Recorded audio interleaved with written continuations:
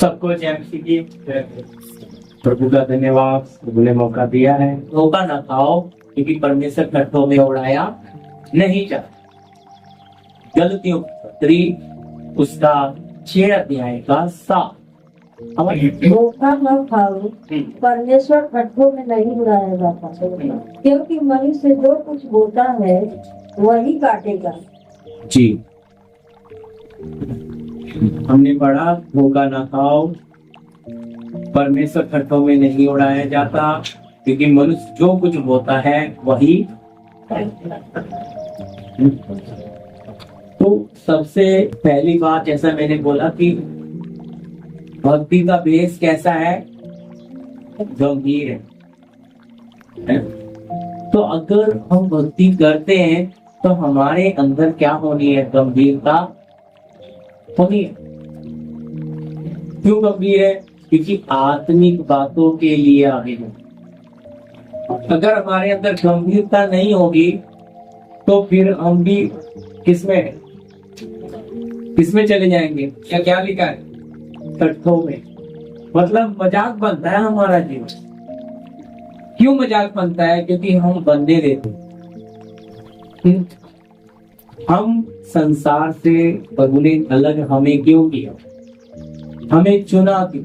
लिखा बुलाए हुए तो बहुत है, लेकिन चुने हुए। तो चुने हुए में क्वालिटी होती है। जब आप दुकान पे जाते हैं, कहीं भी कोई भी चीज खरीदते हैं, आप फल खरीदते हैं, तो क्या करते हो? चाटते हो ना? क्यों चाटते हो?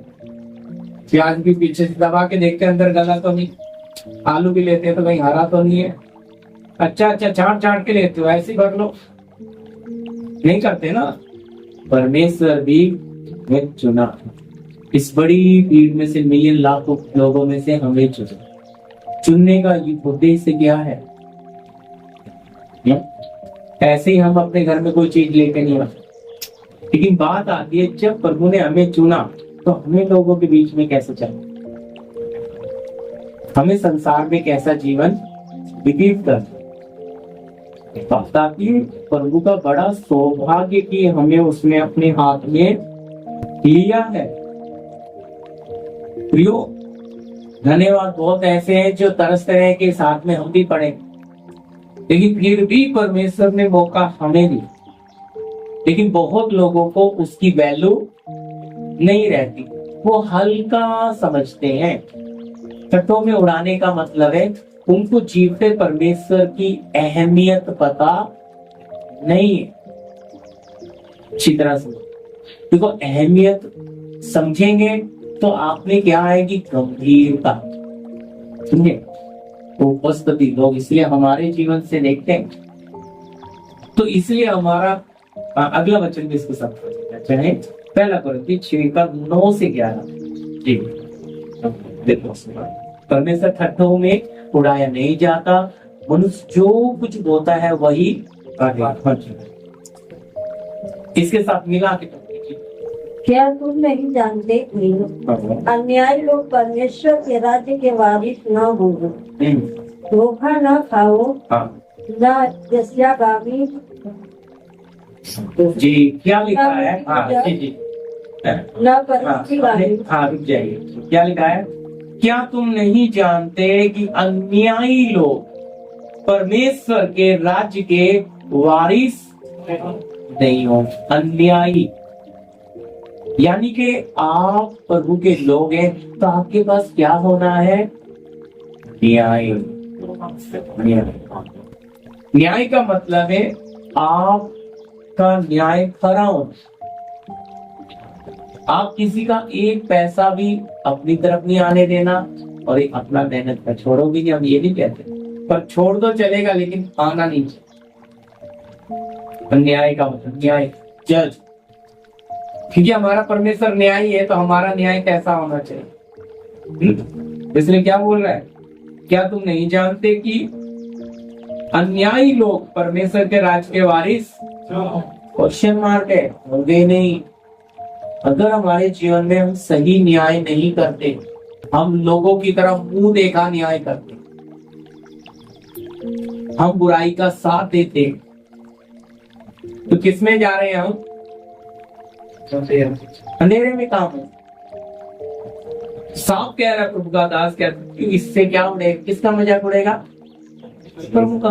कैसे परमेश्वर के लोग हैं यार ये तो बोलते कुछ है और करते, ये तो दिखाते कुछ है और होता है इनका जीवन कुछ। समझ रहे ना? तो हमारे जीवन में क्या, हम जैसे हैं वैसे ही होता है। हमें दो लाइफ जीना नहीं है, याद रखिए। और जैसा प्रभु के वचन में लिखा है, जब हम ऐसा चलना शुरू करेंगे तो हमारे जीवन में शुरुआत में बहुत उतार चढ़ाव आएंगे ना। आप देखते हैं छोटा बच्चा जब हम बाहर लेके निकलते हैं, उसको बोलना शुरू करता है नया नया, तो पापा ये क्या है, मम्मी वो क्या है, सवाल करता है ना बहुत। हर चीज उसको दुनिया पूरी नहीं लगती है। अपने घर में है तो चलो ठीक है, लेकिन बाहर जैसे ही निकलेगा वो क्या है, ये क्या है, कुछ माँ बाप को डांटना पड़ता है, बस चुप बैठ चल, कितना बताए।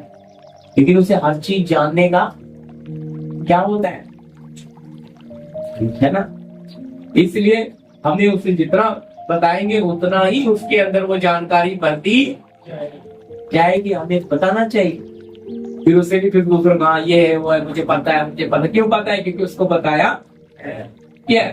इसी तरह जब हम आत्मिक बातों में आगे आते हैं तो हमारे अंदर भी सवाल आते हैं आत्मिक। क्योंकि रास्ता कौन सा चुना? शरीर की बातें तो हम सब जानते हैं। अब जो बातें हम नहीं जानते उन बातों की ओर जाना, तभी तो हम में और संसार में फर्क होगा। तभी हमारे चाल चलन में और उनके चाल चलन में फर्क होगा। तभी हमारी सोच और उनकी सोच में फर्क होगा। और तभी हम प्रभु से अलग, संसार से अलग अपने आप ही गिने जाएंगे। क्योंकि भाई इनकी समझ अलग, इनकी सोच भी अलग, ये ना किसी का रखते हैं ना किसी का। क्योंकि मैं बोला आज तक अब तक प्रभु ने मौका नहीं दिया, कभी किससे उधार नहीं लिया। जब से समर्पण उधार का मतलब है प्रभु दे रहा है तो ही। कुछ लोग महीने का राशन करते हैं उधार, कुछ लोग दूध का भी उधार करते हैं।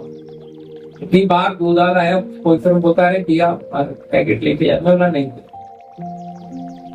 नगद ही ले। क्योंकि हम इतना तैयारी में चलते, आज हमारा प्रभु आए तो हम समझे रे बात। क्यों हमारे नहीं है ना, हम काला चाय पिए 2-2 महीने। मेरी पत्नी से आप पूछ सकते ना, बाहर किसी को अपने घर में क्या है ये बाहर किसी को खबर लगने, लेकिन उधार कभी किसी से लिया, इसलिए राजा की तरह जीते। समझे? और अगर हमारे अंदर स्वार्थ और इच्छा लालसा पड़ी रहती है तो हमें वो स्वार्थ की तरफ लेकर जाती है। और किधर ले जाती है? थोड़ा थोड़ा उधार लेने से क्या है, फिर थोड़ा सा और ले लेने से क्या है, फिर और थोड़ा, फिर टूट जाते हैं। है ना? कहावत है जितनी चादर है उतना ही पैर। तो इसलिए लोग हमारा जीवन देखते, और अगर हमने प्रभु को पहना है तो हमें अपने जीवन से दिखाना है। हमारे पास पुराना कपड़ा है, हम उसको सील कर धोकर अच्छा आयन करके पहन सकते हैं, तो भी राजा के बेटे और बेटी है। टूटा चप्पल है तो भी उसको सिलवा के पहन सकते। और अगर हम धनवान है तो वचन कहता है ऐसे बनना जैसा तुम्हारे पास कुछ है नहीं, क्योंकि तुम उसके रखवाले हो, मालिक नहीं हो। तुम्हारा खुद का घर है तो भी ऐसे रहो जैसे किराए का है भाई। क्योंकि बर्तन टूटेगा ले जाओगे क्या? फिर कहते हैं ना यार सीने पे बांध के ले जाओगे क्या? आप बोलते हैं ना, ले जाओगे क्या? नहीं ले जा सकते। लगा लो कोई युक्ति के ले जाएंगे, हो ही नहीं सकता सब इधर। तो इसलिए ना तो लेकर आए ना लेकर जा सकते। फिर भी इंसान में कितनी नफरत और जलन क्यों है?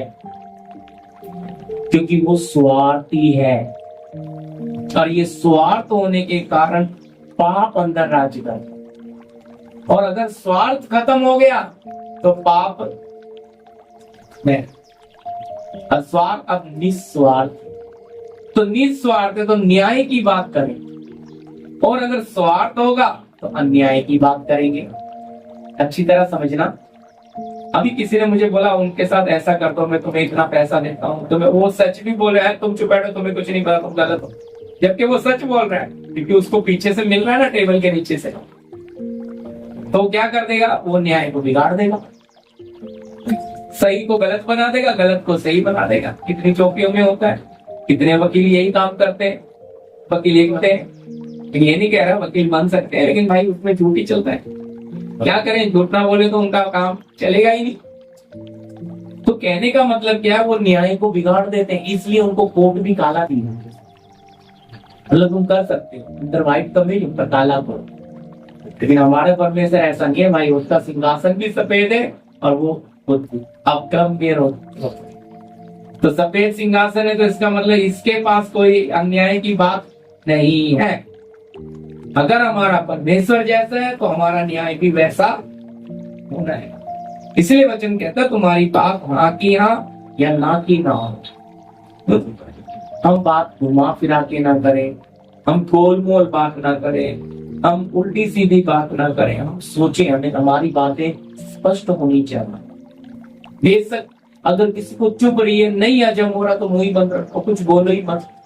तुम्हें लग रहा है तुम्हारी बात से वो बुरा मान जाएगा, पर हत न करो प्रभु, वो आपको गलत भी समझेगा, समझने दो।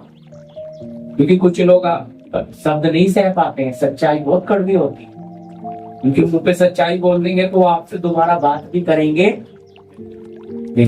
तो प्यार करो उन्हें, जब तक उन्हें सच्चाई हजम होने की शक्ति ना आए तब तक उनके साथ प्यार करो, और जब आपके प्यार में वो आ जाएंगे फिर उन्हें सच्चाई बताओ। समझा, ये गलत है तुम जो ये करते हो।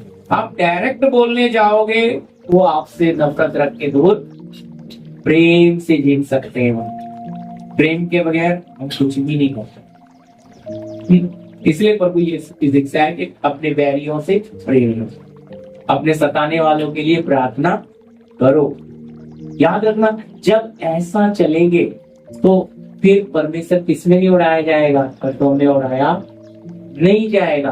पर अब यहाँ पौलुस जो बता रहा है, हम पहले कैसे थे। हाँ जी, आगे पढ़िए बहन जी। 11 तक। धोखा न खाओ, धोखा ना खाओ, न वेश्यागामी, ना बेस्यागामी, न मूर्ति पूजक, ना मूर्ति पूजक, न परस्त्रीगामी। हाँ रुक जाइएगा, क्या लिखा है अब देखो। धोखा ना खाना, ना बेस्यागामी, मतलब एक शरीर से अधिक शरीर के साथ रिश्ता रखने वाला व्यक्ति है, और ना मूर्ति पूजक। मूर्ति पूजक का मतलब है जो अपने बच्चे को अपनी जान से भी ज्यादा प्यार करते हैं, जो अपने कहने को अपनी जान से भी ज्यादा प्यार करते हैं, जो अपने घर को अपनी जान से भी ज्यादा प्यार करते हैं। तो वो जान से ज्यादा प्यार करने के कारण कहाँ चला जाता है, अंदर एक तस्वीर बन जाती है। किसी की कार जान बन जाती है, कार में स्क्रैच लगा तो उसकी जान ऊपर नीचे। किसी का घर, उनकी फोटो अंदर, उसके घर को थोड़ा कुछ हो गया तो उसकी जान ऊपर नीचे। किसी का बच्चा, किसी का बैंक बैलेंस, इस तरह से लोगों के अंदर एक मूर्ति बनती है। यहाँ नहीं तो सोचेंगे ये वाली वो मूर्ति पूजा नहीं है ये, ठीक है। कौन सी मूर्ति पूजा, अंदर वाली। अगर आपके अंदर, क्योंकि आपका बनाने वाला अंदर रहना है, आप तो किसको रखकर बैठे हो। अब आपका बेटा ही आपके अंदर मूर्ति बन गया है, आपकी बेटी ही आपके अंदर मूर्ति बन गई, आपकी माँ ही आपके अंदर मूर्ति बन गई। बोलने का एक, समझाने का आपको तरीका। तो वो मूर्ति कैसे बन गई, क्योंकि आपने हद से ज्यादा उस चीज से प्यार करते हैं। अब बेटी पढ़ाई थी, उसे शादी करने के बाद भी आप अब उस खून पे लगे रहते। एक बात, अब वचन में लिखा है शादी हो जाना तो अपने घर को क्या करना है, भूल जाना है। लेकिन जो माँ के अंदर बसी हुई वो भूलने का देती, तो दूसरे के घर को भी उजाड़ देती है। बुरा नहीं मानता, क्योंकि वहां जाके उस घर को, उस माँ को, सास को माँ बनाना था, उधर बसना था, लेकिन ये निकल ही नहीं रही उसमें से, तो बसेगी कैसे वहां। समझे, ये मूर्ति बनकर बैठी है अंदर, अब ये चलाती है उस घर को, जबकि चलाना उस बेटी ने चाहिए था। तो मेरी बात समझ रहा। तो ये फिर क्या होता है, जब अंदर मूर्ति बन जाती है, इसलिए भाई मूर्ति पूजा के बराबर। परमेश्वर ने इसलिए अब्राहम से उसका बेटा बलिदान करने के लिए बहुत बार बता दिया, 3 दिन का समय दिया कि तुझे बेटा चाहिए। 25 साल इंतजार करके बेटा दिया, बलिदान मांगा। असल में थोड़ी बेटा चाहिए, अंदर का मूर्ति टूटना चाहिए। खंजर उठाया, प्रभु बोला बस रुक जा बच्चा, रहे मैं जान गया, क्योंकि अंदर का मूर्ति पूरा टूट गया। समझ आ रही है मेरी बात? तो ये चीजें, अब आपके घर में आपकी जान है ना, तो भाई बीजेपी आ गई है, आ रहा है बुलडोजर, फिर पता लगेगा अंदर का घर। जिंदगी भर की कमाई कितने दिल्ली में रिकॉर्ड हो रहे हैं, यूपी में कितने लोगों ने, मान ली घर बनाने में कितनी पूरी जीवन चला जाता है जिसने बनाया है। हम तो न्यूज में देख के हंस रहे हैं, बात कर रहा हूँ, हंस तो नहीं रहे, दुख होता है, लेकिन किसी की कमाई पे पूरे घर उजाड़ दिए उनके। लेकिन एक बात कर रहा हूँ, तो जब अब क्या हुआ, टूट गया। अब जिस बच्चे को ज्यादा प्यार करा, उसे अंदर बिठाया, वही सबसे ज्यादा बिगड़ा। आपका सुख चैन सब खत्म, क्योंकि वो मूर्ति अंदर बनी थी। उसे जरा सा कुछ हो जाए, बुखार हो जाए, आपकी नींद हो जाए। पर अगर अंदर मूर्ति नहीं होगी, कोई बात नहीं, प्रभु देंगे, अच्छी नींद सो गए। पर शैतान को भी पता है इसको कुछ भी करूं इन्हें कोई फर्क पड़ेगा। देखो प्रभु की तालीम भी हमने समझनी है। प्रभु ने हमें, अगर हमारी समझ खोली है, तो हम संसार से अलग क्यों हुए? हम भी तो उनके साथ चल सकते हैं, हम भी तो उनके जैसे काम कर सकते हैं। और अब हम इस शरीर को क्यों नहीं नाचने के लिए आगे दे रहे हैं, है ना? देखते हैं ना, शोरूम में हम जाते हैं तो कपड़ा पिना के पुतले को बड़ा सजा के, एक से एक साड़ी, एक से एक फैशन के ब्लाउज, एक से एक ड्रेस, भाइयों के लिए एक से एक टी शर्ट, अलग अलग पैंटे, कार्गो में पुतलों को पिना दे। और वो पुतलों को देखकर, उस ड्रेस को, फैशन को देख के आदमी, इंसान के अंदर क्या जाता है, अट्रैक्ट, खिंचा हुआ। ठीक इसी तरह शैतान ने बहुत बहनों को, भाइयों को शैतान के शोरूम बना दिया। क्या करते, तरह तरह का ब्लाउज लिया है। क्या होता है, शरीर का प्रदर्शन, मतलब आपके शरीर को क्या बना दिया, तो शैतान का शोरूम। क्या करवा रहा है, पाप करवा रहा है? पीछे से पूरा खुला ब्लाउज दिल बना के दे देंगे। पूरा नहीं मारना, मेरी बात कर रहे हैं, क्यों इधर तक कट मारो, इतना ऊंचा पहनो, इतना छोटा स्कर्ट पहनो, इतना टाइट पहनो, इतना सीना दिखना चाहिए। एक बात कर रहा हूं, क्यों? आपके अंग तो शोरूम बनाने के लिए नहीं है। परमेश्वर ने कपड़ा दिया है तन ढकने के लिए, फैशन करने के लिए नहीं दिया। सादगी में जो परमेश्वर की उपस्थिति होती। तो अगर हम प्रभु का मंदिर है, तो इस मंदिर को अगर शैतान शोरूम बना देगा शैतान का, तो कितने मक्खी मच्छर पीछे पड़ेंगे। फिर कहते हैं देखो हमें कोई छेड़ रहा है, हमें कोई बोल रहा है। भाई आपका पहरावा है, समझे? वो लड़की का अगर पहरावा सिंपल है तो कोई, अरे ये तो गाँव की, लेकिन जो फैशन वाली वो दिखा रहे हो, क्यों दिखा रही है, क्यों उतना फैशन कर रही है? ताकि आओ भाई ये शोरूम है। बुरा नहीं मानना मेरी बात, ये चल रहा है, समझे? तो जिसको नहीं पीछे भागना, वो कुत्ता भी पीछे जाने को देखता है खुशबू सुन के। जबकि अगर हम सही हैं, हिम्मत नहीं है किसी की छेड़ने या बोलने, तो हमारा पहरावा भी क्या देता है, दूसरे को सिंगल देता है। तो इसलिए भाई ये वचन साफ कहता है, परस्त्रीगामी, वेश्यागामी, आगे लिखा लुच्चे, ये लुचपन जो करते हैं। हाँ पढ़ दीजिए, मैंने इस पर आगे 10 तक कर दीजिए। धोखा ना खाओ, न लुच्चे न पुरुषगामी, न लुच्चे न पुरुषगामी। देखा मतलब क्या करते हैं, कॉमेडी करेंगे, हंसी मजाक करेंगे, और उस बीच में भाभी बोलकर, ये बोलकर ऐसी लुचपन की मजाक की बात उड़ा। एक बात कर रहा हूं तो क्या हो गया, सब हंस रहे, उस गंदी बात पे कॉमेडी हो रही है, लेकिन वो शब्द गंदा है। गंदा है तभी तो हंस रहे हैं सब। तो लेकिन क्या, क्यों हमारे शब्द जब ऐसे होंगे, हम प्रभु के साथ क्या कर रहे हैं, धोखा ही तो कर रहे हैं। क्योंकि इस जवान से आप प्रभु की स्तुति करोगे, इसी जवान से आप किसी के लिए प्रार्थना, देखो प्रिय प्रार्थना करने के लिए कितना 2 ही मिनट के लिए गए, 2 मिनट शायद हमें बैठने का भी टाइम नहीं मिला, तो या तो बैठने लगे तो फिर हम उठ गए। सतविंदर भैया तो गए, तो बच्ची एकदम हिल नहीं रही थी, पड़ी। तो बोल रहे थे, डॉक्टर ने बोला है इमरजेंसी इसको एडमिट करो। पूजा बहन बोली हम पहले आपको 4 बजे से फोन कर रहा है, 4:30 से, तो एक बार आओ, हाथ रखो, प्रार्थना करो, हमें विश्वास। हमने प्रार्थना करी, बस खड़े खड़े बात कर रहे, बच्ची धीरे धीरे उठने लगी, मैंने उठा दिया, उठ के खड़ी होकर चल डॉक्टर एडमिट करने के लिए। तो मैं आपको क्यों बोल रहा हूँ, हमारे हाथ में, हमारे शब्दों में शक्ति होनी है। लिखा है, पास्टर नहीं लिखा, कोई बड़ा आदमी नहीं लिखा, लिखा विश्वास करने वालों में चिन्ह हो कि वो बीमारों पर हाथ रखेंगे तो वो चंगे हो। लेकिन क्यों नहीं होता है ऐसा? क्योंकि शैतान ने हमारे हाथ भी, हंसी मजाक में हमारे मुंह भी, और हम प्रार्थना भी करते हैं, लेकिन हम दुर्चित जीवन जीते हैं। इसलिए परमेश्वर कटो में उड़ाया जाता है। कहते हैं यार प्रभु प्रभु करते हैं, ये कुछ है तो है नहीं सच्चाई। समझ रहे मेरी बात? हमारा जीवन क्यों गंभीर, हमारा जीवन क्यों सच्चा होना है? हम क्यों लोगों के साथ मिलना नहीं है? मिलने का मतलब है वो हंसी मजाक कर रहे हैं, वो गलत शब्द बोलकर आप उनमें चुप रहो, आप उस शब्द का स्वाद नहीं ले। मैं भी जाता हूँ, नहीं जाते हूँ, बैठना पड़ेगा भाई, हम रहते हैं ऐसे संसार। वो गीत चल रहा है, गीत में वो मजा ले रहे हैं, आपको उस गीत में कोई मजा नहीं आना चाहिए।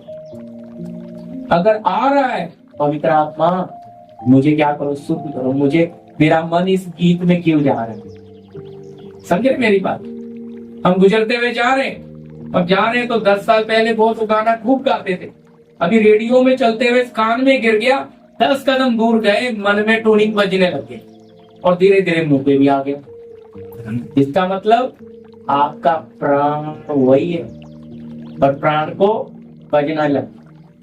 देखते कुछ लोग सॉन्ग बजता है तो पैर उनके अपने आप ही क्या करने लग जाते हैं। ये सब सोल प्राण का काम है। तो आपको समझ जाना है कि इस प्राण को अभी क्या करना पड़ेगा और शुद्ध करना पड़ेगा, क्योंकि ये चीज मुझ पे प्रभाव डाल रही है। इसका मतलब अभी मैं कमजोर हूँ, इसलिए वो प्रभाव डाल रही है। अगर मैं कमजोर नहीं होती तो उसका कोई प्रभाव मुझ पे गिरता ही। बज रहा है गाना, बजने दो।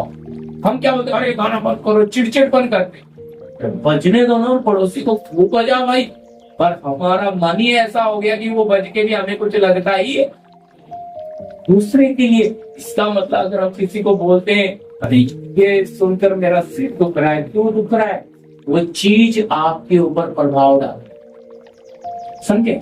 आपके पड़ोसी के यहाँ कीर्तन हो रहा है और उनके खूब सतना, कोई भी पूजा हो रही है, हवन हो रहा है, वो कान स्पीकर चल रहे हैं, आपके कानों में आपका सर फट रहा है, आप परेशान। क्या समझना है भाई? वो शक्ति का प्रभाव आप पे, आप अभी तक उस पे जय पाए भाई? हम राजाओं के राजा हैं, इस संसार के अंधकार की शक्तियां हमारे ऊपर प्रभाव नहीं डाल सकती।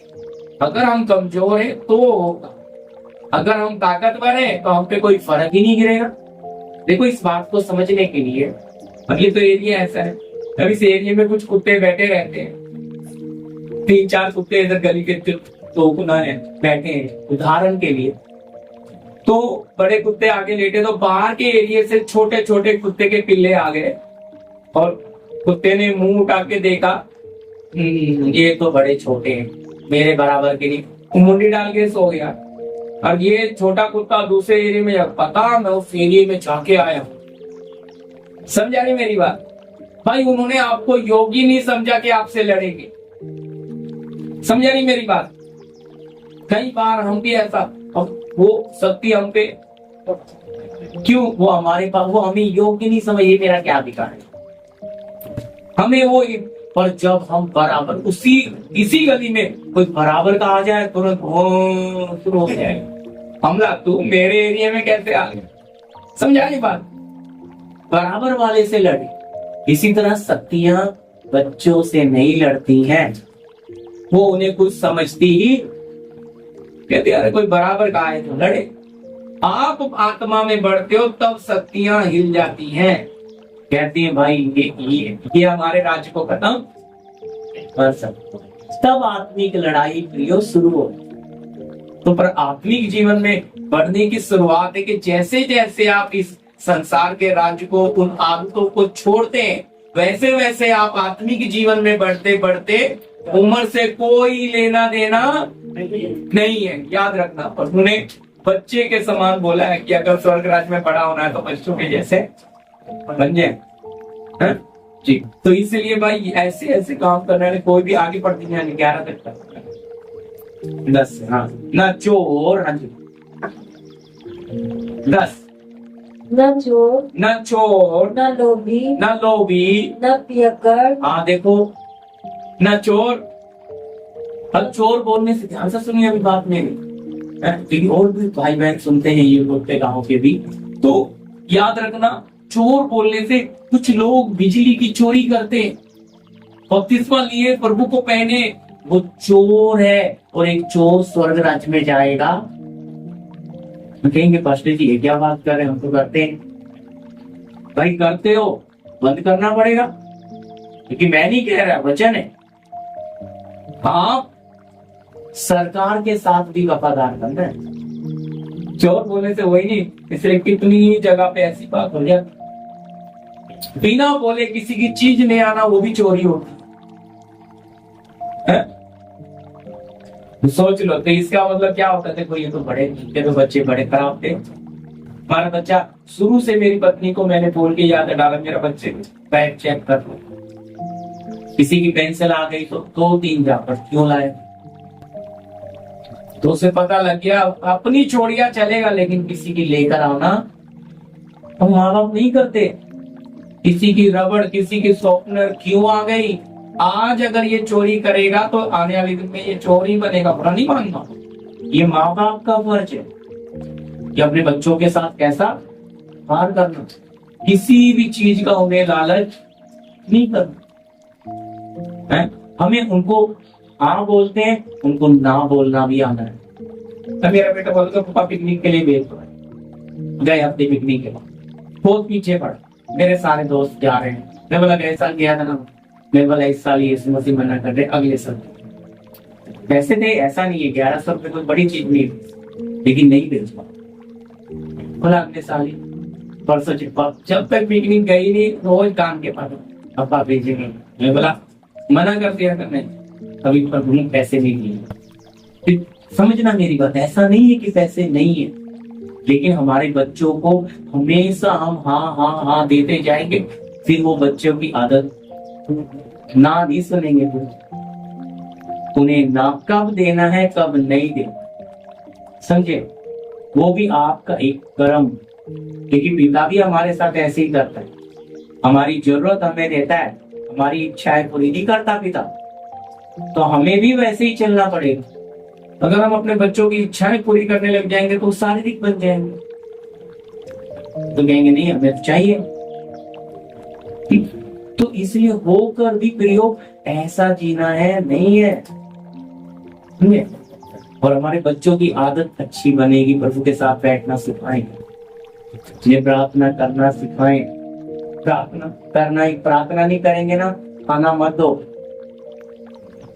मेरी पत्नी को चाहती, रोज पूछता हूँ कितनी देर प्रार्थना करी, 1 सेकंड। वो 2 दिन 3 दिन का छुट्टी था, 2 दिन नानी के यहाँ गया सोने, प्रार्थना करवा के ही भेजा, 11 बजे भेजा दोनों दिन। आज बोल के आया नहीं भेजना, प्रार्थना में इधर होता, इसको बोलो चेलों के नाम लिख के मुझे याद करा।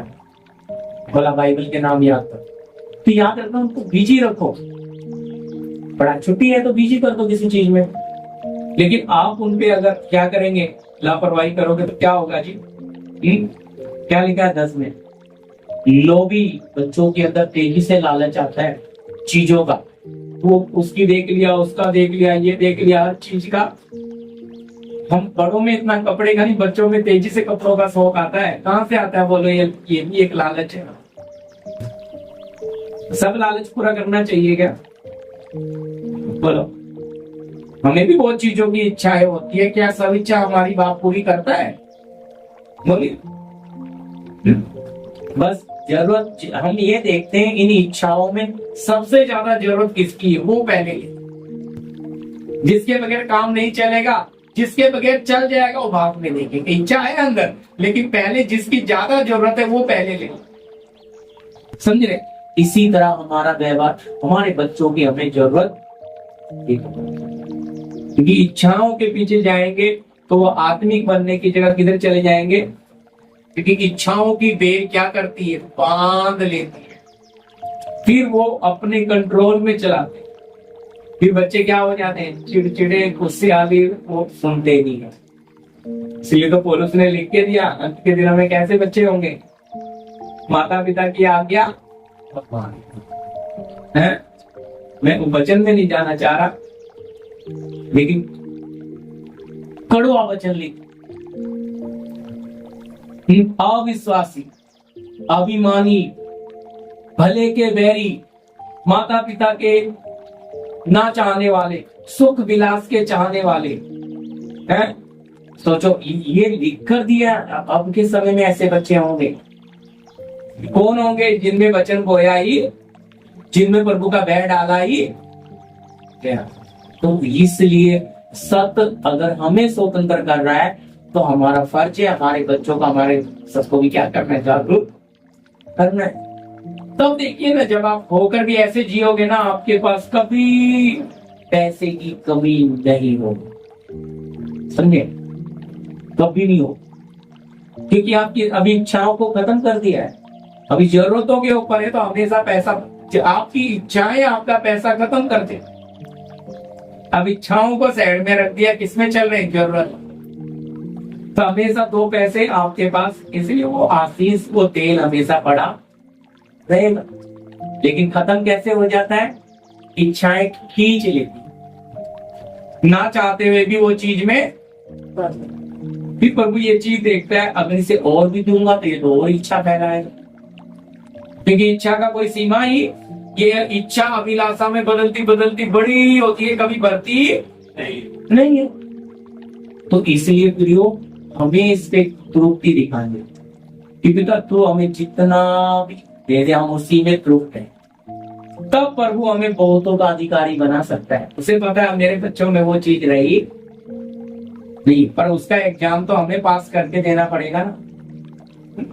स्वर्ग हमें आशीष देने को तैयार है, हमारा बाप हमें जिम्मेवारी देने को तैयार, लेकिन वो पहले चेक करके देखेगा ना मेरा बेटा ये जिम्मेवारी उठाएगा भी कि नहीं।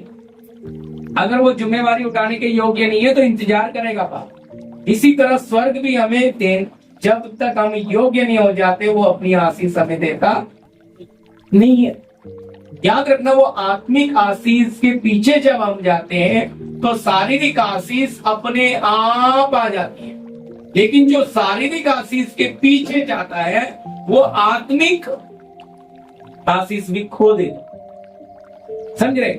इसलिए दुनिया बाहर वाली चीजें मांगते हैं, प्रभु समझ जाता है ये तो स्वार्थी है, ये तो अपने मतलब के लिए आया, इसका काम निकल जाएगा, ये मुझे पूछेगा भी नहीं। तो मेरी बात में ना, हमारा परमेश्वर अद्भुत है, लेकिन ये मनों को जांचने वाला है भाई। मैं जानता है कि इसकी मनसा क्या है। तो इस प्रभु के साथ अगर हमारा नजदीकी रिश्ता बनना है तो हमें प्रभु को गंभीर लेना है। समझे?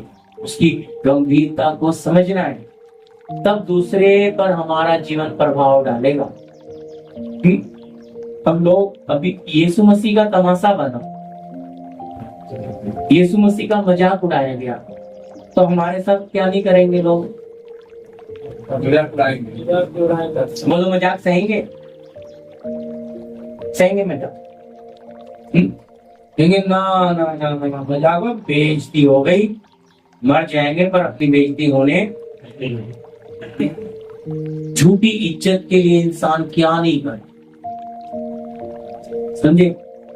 इस झूठी इज्जत के लिए क्या, इसकी टोपी उसके सिर, इसकी टोपी, यहाँ का पैसा उधर, इतना घुमाते परेशान हो जाता है, लेकिन बेइज्जती ना हो जाए करके सच्चाई का सामना करता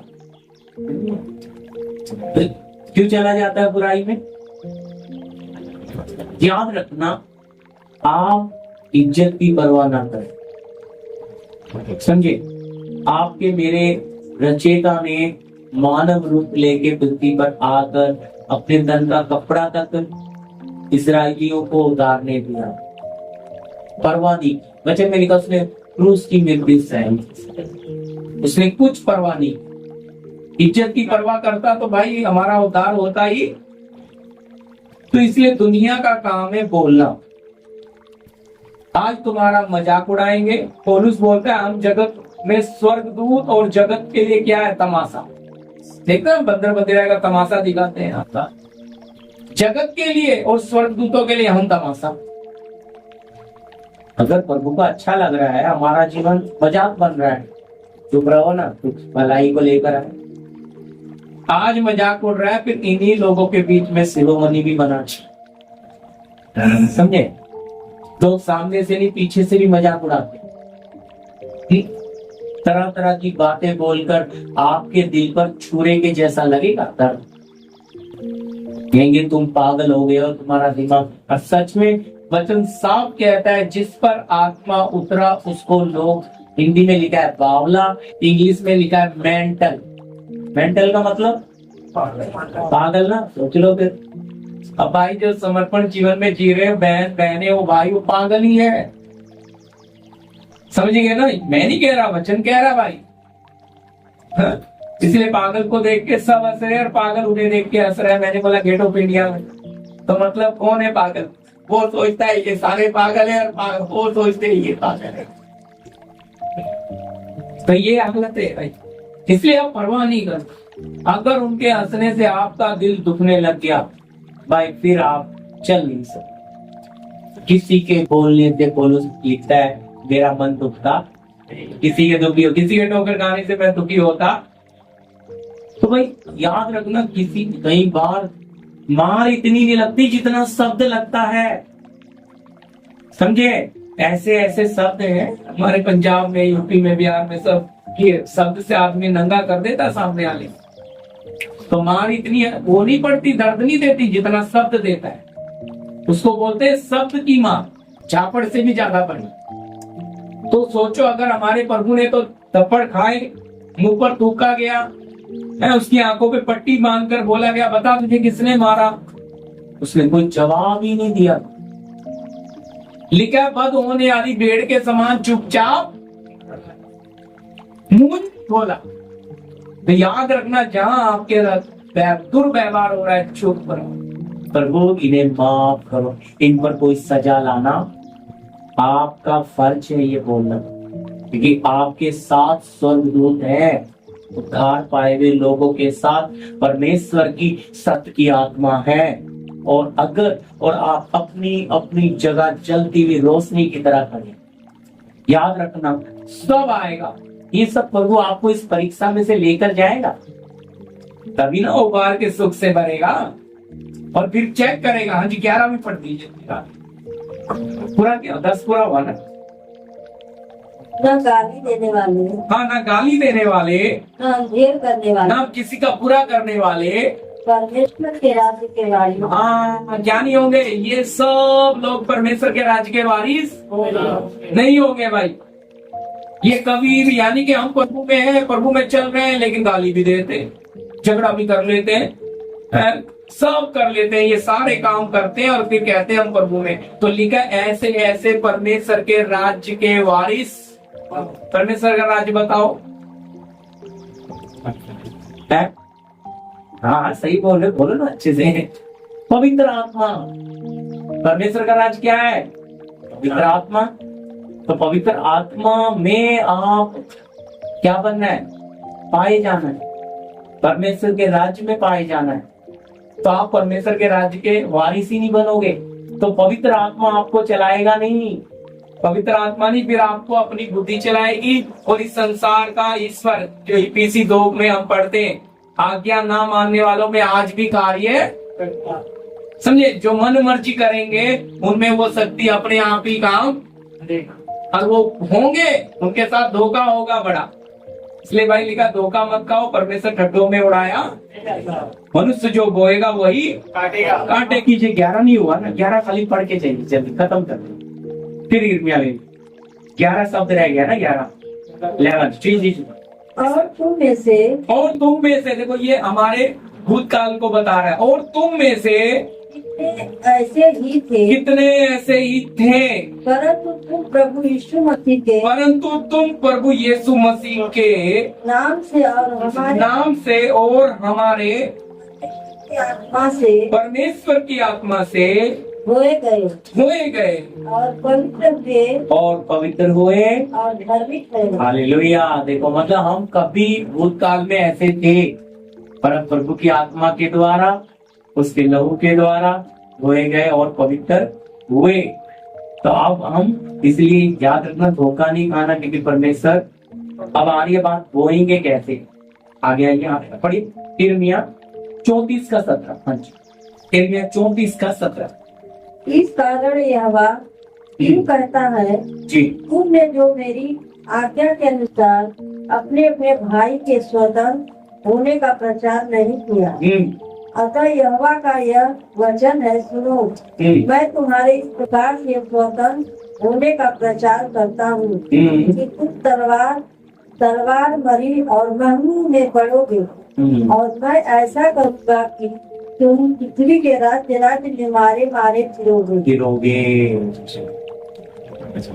34:17 पढ़ा हमने। इस कारण यहोवा ये कहता है, तुम ना तो मेरी आज्ञा के अनुसार अपने अपने भाई के स्वतंत्र होने का प्रचार। प्रभु क्या चाहता है, हम बचे तो दूसरा फंसना चाहिए, हम बच गए दूसरा नाश होना चाहिए। प्रभु क्या चाहता, हम बचे तो दूसरा भी बचना चाहिए। लेकिन इसलिए हमें अपने आप को जांचना। मैंने शुरू में आपके सामने टाइटल रखा है, जब लिख रहा था वचन में बहुत प्रार्थना करता था, प्रभु कुछ नया सीखने मिलेगा, गहरी चीज लिखा है स्वतंत्र, यानी कि हम तो स्वतंत्र हो गए, लेकिन हमारा भाई तो आज भी पाप का गुलाम पड़ा ना, हमारा पड़ोसी, हमारे लोग, पहचान वाले। यहाँ कितना स्पष्ट प्रभु का वचन कह रहा है, अपने अपने भाई को स्वतंत्र होने का प्रचार नहीं किया। अंत यहोवा का यह वचन है, सुनो, मैं तुम्हारे इस प्रकार के स्वतंत्र होने के प्रचार करता हूँ कि तुम तलवार और मारी। तलवार का मतलब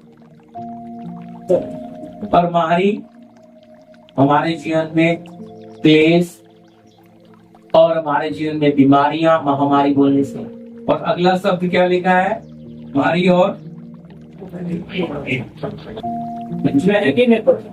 नहीं। हाँ, इसका मतलब अकाल भी है। अगर आप सर्च करें मतलब अकाल मतलब पैसे का घर में अकाल, बीमारी की परेशानी। कारण क्या है, आपको वो दृष्टांत याद है जब यीशु ने कहा कि एक व्यक्ति को 4 तोड़े थे, उसने 8 बनाए, 2 वाले ने 4 बनाए, एक वाले ने क्या किया, दबा के। और जब प्रभु स्वामी आया तो उसने निकाला, प्रभु देख जो तेरा मैं डर गया, तो जहाँ नहीं बोता वहां से काटता है, जहाँ नहीं छिड़कता वहां से बटोर लेता है। तो स्वामी ने क्या किया, खुश हो गया? बोलता है दुष्ट और आलसी दास, जब तुझे पता है मैं जहाँ बोता नहीं वहां से काट लेता हूँ, जहाँ छिड़कता नहीं वहां से बटोर लेता हूँ, तो तुझे चाहिए था मेरा पैसा बांट देता, मैं आके वसूल। इसलिए इससे छीन लो और जिसके पास ज्यादा उससे दे दो और इसे उठा के कहाँ डाल दो। क्यों भाई, हमें सच्चाई मिली, लेकिन हमने इस सच्चाई को दबा के, सच्चाई मिली उसका हमने क्या नहीं किया, समझ आ रही मेरी बात? इसलिए हमारे जीवनों में इतना ही समस्या। और सोचेंगे वचन दूसरे को देने से, दूसरे को सच्चाई बताने से हमारा रास्ता खुलता जा रहा है, दूसरे को बताने से हम बढ़ते जा रहे हैं। ये कैसे हो रहा है? इसलिए देखो, परमेश्वर का शुभ समाचार में जब मौका मिले जरूर देना है। इसलिए हम सब कौन है, राजपदारी याजकों का समाज, वचन देना ये हमारा फर्ज है। ऐसा करने से हमारे जीवन में आने वाली समस्याएं भी दूर हटती हैं। वो आलसी और दुष्ट क्यों कहा गया? क्योंकि उसने दबा के रख दिया। इसी तरह हमें प्रभु का राज मिला है परमेश्वर का, लेकिन हमने उसको दूसरे को बताते, हम बचे तो दूसरा भी बचना चाहिए। इसलिए कहता भाई आज अकाल बहुतों के जीवन में, मैंने बोला पैसों का भी अकाल है, कंगाल पड़े, बहुत दिक्कत ही दिक्कत है, बस गाड़ी चल रही है। और अब अकाल पड़ता है तो क्या करते हैं, नौमी की तरह श्रापित देश में चले जाते हैं और फिर वहां जाके अपना सब कुछ, समझा नहीं मेरी बात। अब्राहम की तरह अकाल देख के मिस्र की तरफ चला जाता है, फिर पत्नी को भी बहन बना लेता है। हालत लोगों की आज भी ऐसी है। ये अभी वो शरीर में लिखा है, आज हम आत्मा में ऐसा करते हैं। समस्या के कारण ना हम किसी से 2 पैसे की इच्छा रखते हैं, समस्या के कारण ना हम 2 पैसे ज्यादा कमा ले, डबल काम करते हैं, समझे। वो पैसा वो किसको बता रहा है, संसारी को तो बता रहा है, ईश्वर को ही तो बता रहा है ना। आप संसार के पीछे भागते जा रहे हो और प्रभु आपसे छुटका अकाल के कारण आशीष देश छोड़ के मोआब देश में चली गई, दोनों बेटों और पति को लेके भरी पूरी गई और छूची हो गई, लौट आई। तो हमारा जीवन क्या होता है, शैतान क्या करता है, हमारे जीवन में समस्या लाता है, हम उस समस्या के समाधान ढूंढने तो चल पड़ते हैं और घर आशीष सारी जगह ही छोड़ देते हैं।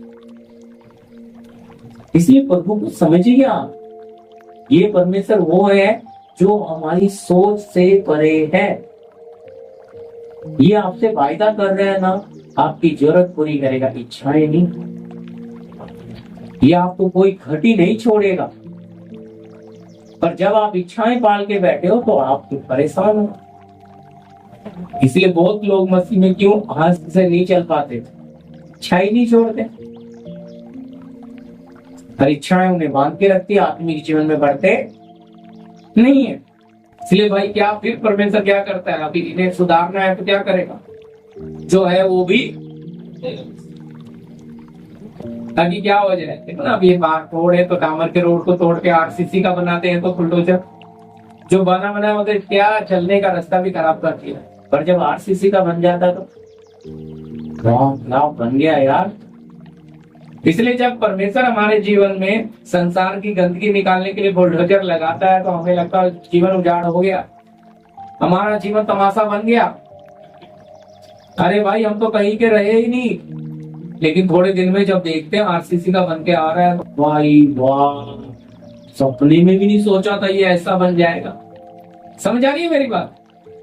बिल्कुल ऐसा ही हमारा जीवन भी है। जब काम शुरू करता है तो शर्म आती है।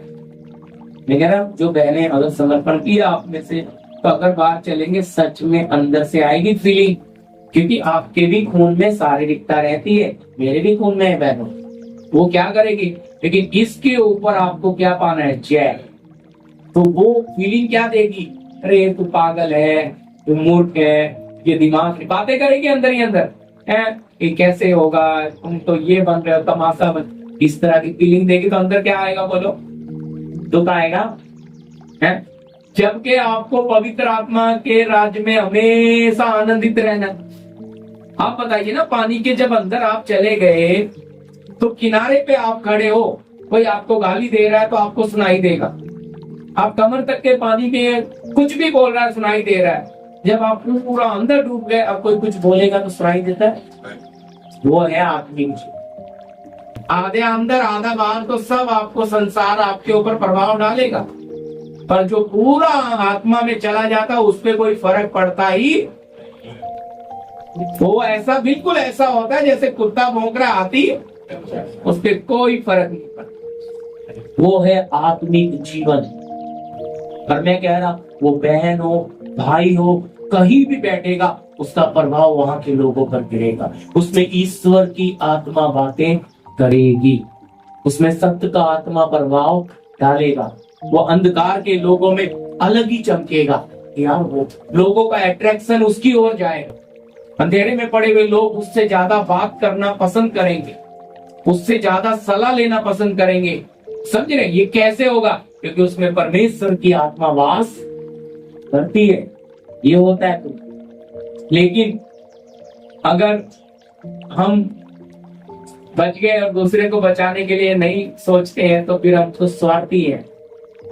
फिर यहाँ भाई शब्द दिया है, अपने भाई को स्वतंत्र करने के लिए क्या नहीं करता है, इच्छा रखता ही कितने लोग और भी गुलामी में पड़े, उन्हें छुड़ाना है। हालेलुया। इसलिए याद रखना, ये भी आगे ले लीजिए वो।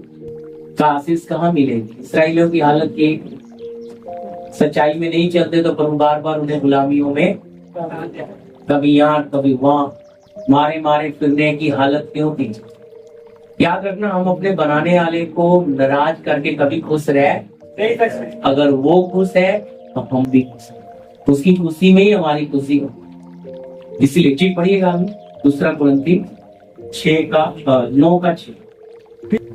परंतु बात यह है, परंतु बात यह है, जो थोड़ा बोता है जो थोड़ा बोता है थोड़ा काटेगा, वो थोड़ा काटेगा, और जो बहुत बोता है हाँ वह बहुत काटेगा। बस। मैंने पहला वचन क्या पढ़ाया आपको? धोखा न खाओ क्योंकि परमेश्वर ठट्ठों में उड़ाया, मनुष्य जो बोएगा वही। अब यहाँ क्या लिखा है? जो थोड़ा बोता है और जो ज्यादा बोता है ना। नीति वचन पढ़ो, साथ जोड़ के पढ़े। क्या बोलते हैं, कैसे बोलते हैं जी? नीति वचन आपको 22:8, 22:8। जो कुटिलता का बीज बोता है, क्या शब्द है? जो कुटिलता का बीज बोता है वह अनर्थ भी काटेगा। क्या काटेगा जी? कौन सा बीज बो रहा है? तो क्या काटेगा? अनर्थ का मतलब बुराई, क्योंकि कुटिलता का बीज का मतलब बुरा बीज बो रहा है ना, गलत काम कर रहा है, तो बदले में क्या मिलने वाला है उसको? बोलिए। इसलिए लिखा कुटिलता का बीज बोता है, वो अनर्थ ही काटेगा, अच्छा नहीं काट सकता है। हाँ जी, अगला शब्द। और उसके रोज का सोटा टूटेगा। उसके रोज का सोटा क्या होगा?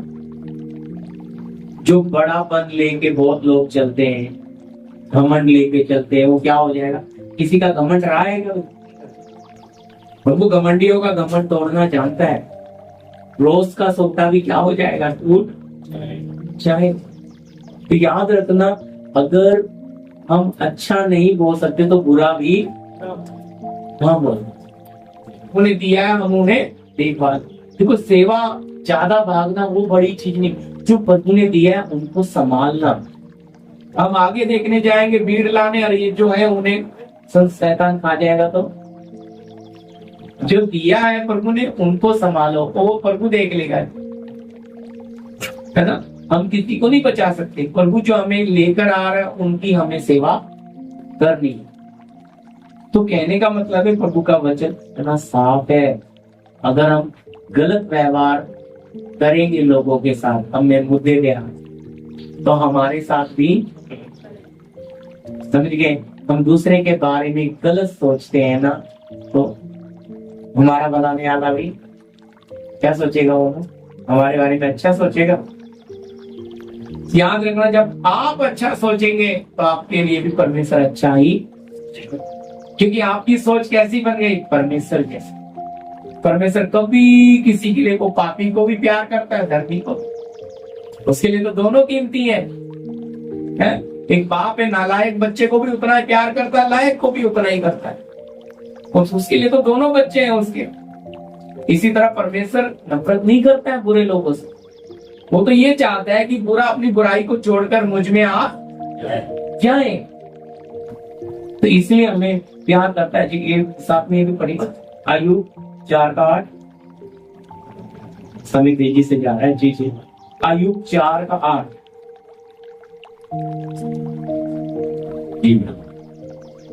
बीच की बात को थोड़ा और जी। आयु की किताब है ना, कुटिलता के साथ बीज बो रहा है, अनर्थ के साथ काट रहा है, लेकिन कैसे? फल भी तो लगा रहा है ना जी जी। कैसे है ना? मेरे देखने में तो जो पाप को जोतते और दुख बोते हैं और दुख बोते हैं, वही उसको काटते हैं। हालेलुया। समझ रहे? पाप को भी क्या करते हैं लोग? हल में जुताई करते हैं ना, और फिर बोते भी क्या है? दुख को काटेंगे क्या? प्रभु इतना स्पष्ट करता है। आज ही फर्स्ट वचन में 7 और 8 पढ़िएगा। गलती 6 का हमने 7 पढ़ा था, 7 और 8। देखो मैं आपके मन में वो बात डालना चाह रहा हूँ। टाइम हो गया, 10:05 हो गई, मैं जल्दी ले रहा हूँ। जी 5 मिनट कोशिश करता हूँ, 5 मिनट का। जी वापस गलती में आ जाइए। ये समझ आई ना बात आपको? मेरे देखने में तो जो पाप को जोतता है, गलती बार बार गलती करता रहता है, वो गलती पे पाप को जोत रहा है, वो दुख बोता है। आप गलती पे गलती, पाप पे पाप करते जा रहे हो, आप क्या बोल रहे हो? और काटोगे क्या फिर? सुख दुख ही काटने वाले हो। इंसान स्वार्थ के पीछे जाता है तो क्या करता है? अपनों को भी तुच्छ समझता है, और जब जाके आगे दुख में पड़ जाता है तो अपने भी साथ में खड़े। क्योंकि जब ये सुख में था तो दूसरे को तुच्छ समझता था, अभी इसने भी हमेशा दुखी बोया तो अब लास्ट में दुख काट रहा है। जी आप बड़ी बहन जी,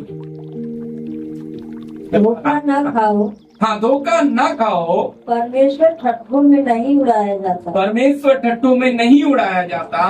क्योंकि मनुष्य जो कुछ बोता है हाँ जी, वही काटेगा। वही काटेगा। हाँ 8 अभी 8 मिला। क्योंकि जो अपने शरीर के लिए बोता है, क्योंकि जो अपने शरीर के लिए बोता है, वह शरीर के द्वारा विनाश की कटनी काटेगा। हाँ क्या जोत रहा था? पाप को और दुख बोता हुआ जा रहा था, तो क्या अच्छाई कटिंग काटेगा? तो यहाँ लिखा जो शरीर के लिए बोता है वो विनाश काटेगा। अपनी फायदों की बातों के पीछे जा रहा है, आगे उसको खाई मिलने वाली है, और वो खाई प्रियो नरक में बदल जाएगा। लेकिन विनाश की कटनी क्या है? नरक ही तो है? तो अगर आप अपने जीवन में धार्मिकता, पवित्रता, सहनशीलता, आज्ञाकारिता ये सब नहीं लाओगे तो शरीर के काम तो प्रकट है। तो अगर आप में भी शरीर के काम आएंगे प्रकट, और संसार में भी, तो आप में और उनमें कोई फर्क नहीं। ऐसा कभी हो नहीं सकता। वचन साफ कहता है विश्वासी और अविश्वासी का क्या नाता। आसमान जुए में ना जीतो, क्योंकि रोशनी और अंधेरे का कोई मेल जोल नहीं है। तो याद रखना, हमें असमानता, यानी कि जहां समानता ही नहीं है, आप रोशनी हो वो अंधेरा है, उससे क्यों तुलना कर रहे हो? तो देखो इसके बेटे ने तो ये बना दिया, ये तो वहां चला गया, हम अपने बेटे को पोसने लग गए, तूने क्या कर लिया, ये कर लिया। दूसरे, अरे भाई वो कर रहे तो हमारा बच्चा जोतने में खुश है ना, काफी है। हम दूसरे का देखकर आसमान का मतलब है दूसरे की रीस करना नहीं है। शरीर वाले यही करते हैं, वो जिद में वो ऐसा बना तो हमारा बच्चा भी उससे ऊपर बनना चाहिए। फलाने रिश्तेदार का वहां तक चला गया, हमारा उससे ऊपर जाना चाहिए, ताकि रिश्ते में, समाज में हमारा नाम ऊंचा। पूरी जान लगा देते हैं, क्यों? संसार।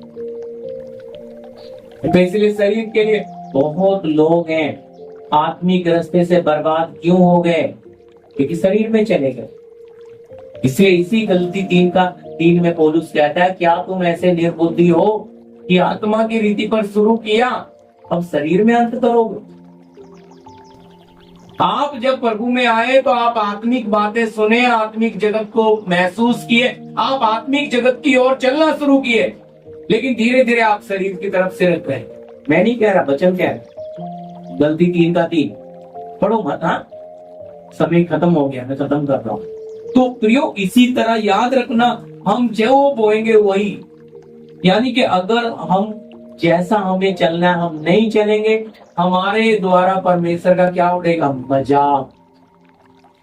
और अगर हम अपने बाप के लिए शर्मिंदा का कारण बनेंगे तो हम अच्छे बच्चे हैं या नालायक हैं? बोल।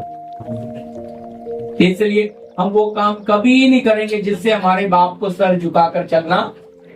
हम वो काम करेंगे हमारा बाप सर उठाकर चले, कि ये गर्व से कहे मेरी बेटी मेरा बेटा।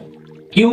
ये क्या नहीं करते? ये मनुष्यों को दिखाने के लिए काम नहीं करते। लास्ट पूरा कीजिए प्लान को। शरीर के द्वारा विनाश की कटनी काटेगा और जो आत्मा के लिए बोता है वो आत्मा के द्वारा अनंत जीवन की कटनी काटेगा। इसका मतलब अब आपके बोने पे पता है। अगर आप जीवन की बात को बोते बोते जा रहे हैं, याद रखना हर्ष के साथ काटोगे। पर अगर आप पाप का हल जोत रहे, पाप बुराई जोतते हुए जा रहे हो, दुख बोते हुए जा रहे हो, तो आप उम्मीद मत करना कि आप जीवन को काटेंगे, क्योंकि जो बोएंगे वही काटेंगे। याद रखना, आत्म पिता के लिए अगर हमारा कोई मजाक भी उड़ाता है ना, तो वचन कहता है धन्य हो। मैं नहीं कह रहा, वचन कि अगर कोई मसीह के कारण तुम्हारा मजाक उड़ाता है तो तुम धन्य हो, क्योंकि महिमा का आत्मा तुम पर क्या कर रहा है? मंडरा रहा। प्रभु के कारण हम तो तरसते हैं कि प्रभु के कारण हमारा सब कुछ गलत हो। हमारी गलती के कारण कोई हमें कुछ बोलता है तो उसकी कोई आशीष नहीं है, लेकिन हमारे प्रभु के कारण अगर हमारे ऊपर झूठा इल्जाम लगता है, दोष लगता है, सताया जाता है, टॉर्चर किया, तरह तरह की बातें, तो हम धन्य हैं, क्योंकि महिमा का आत्मा हम पे। इसलिए ना शैतान थरथरा रहा है कि ये प्रभु की बेटी है, प्रभु का बेटा बन रहा है। हालेलुया। ठीक है, इसमें कोई सवाल समझ आया? ये वचन है, धोखा न खाओ परमेश्वर खड्डों में। याद रखना, हम जो बोएंगे वही काटेंगे। ठीक है, प्रार्थना भाई सब मिलकर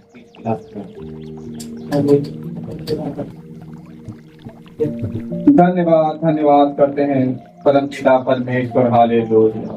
प्रभु जी सब भाई बहन को यहाँ पे इकट्ठा किया परमेश्वर, हम आपका धन्यवाद करते हैं।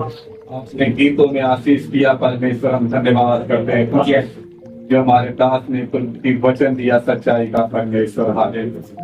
ये बहुत गहराई का वचन था परमेश्वर, हमें किस तरह चलना है परमेश्वर, हम समझ सके इस वचन को परमेश्वर, और हर एक परिस्थिति में हम चलते रहे परमेश्वर, किसी से हम बुरा व्यवहार ना करें परमेश्वर, सच्चाई के मार्ग पे चले परमेश्वर। हमें कितना भी सताए परमेश्वर, मगर हम उसे आशीषी दे परमेश्वर। हमारे मुंह से गालियां ना निकले परमेश्वर, लुचपन ना निकले परमेश्वर, संसार की सारी बातें निकल जाए परमेश्वर, और आपका आत्मिक प्रेम हमारे जीवन में बना रहे परमेश्वर। हमें चलने का सामर्थ्य देना परमेश्वर, हमें आत्मा में बढ़ाना परमेश्वर। हम आत्मिक जीवन जीना चाहते हैं परमेश्वर, जैसे आपने जी के यहाँ से गए परमेश्वर, वैसे ही आपकी चाल चल के हम भी जाए और आपके पास चले जाए परमेश्वर।